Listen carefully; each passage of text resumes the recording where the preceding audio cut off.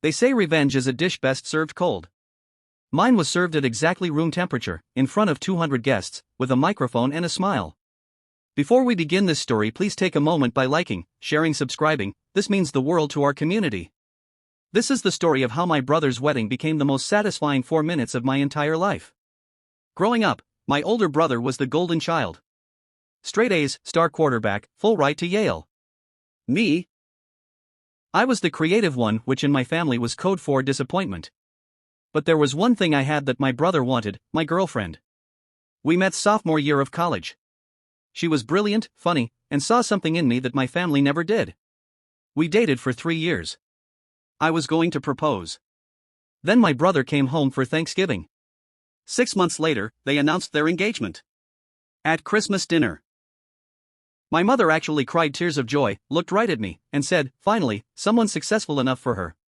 I smiled, congratulated them, and started planning. See, my brother had a secret. During his perfect college years, he'd been part of a cheating ring, paying other students to write his papers, take his exams. That Yale degree? Built on fraud.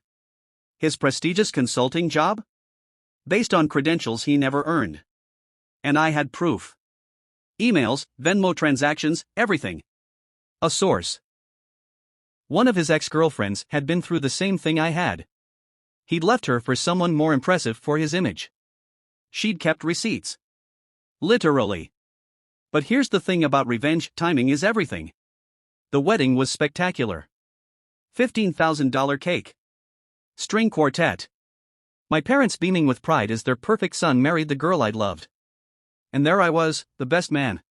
Because my brother wanted to prove there were no hard feelings. Wanted me to stand up there and validate his victory. So I did. I stood, microphone in hand, and started traditionally. Childhood stories. Funny anecdotes. The crowd was eating it up. She was smiling. My brother looked relieved. But you know, I said, what I admire most about my brother is his intelligence. That Yale education really shaped him. He nodded, preening. Which is why I was so surprised to find out it was actually written by students for hire, for $200 per paper. The room went silent. My brother's face drained of color. I have the emails, I continued calmly, pulling out my phone. The Venmo transactions. Screenshots from the exam proxy service. For years of academic fraud, which I believe violates both Yale's honor code and the ethical standards of his consulting firm. Stop, he lunged for the microphone.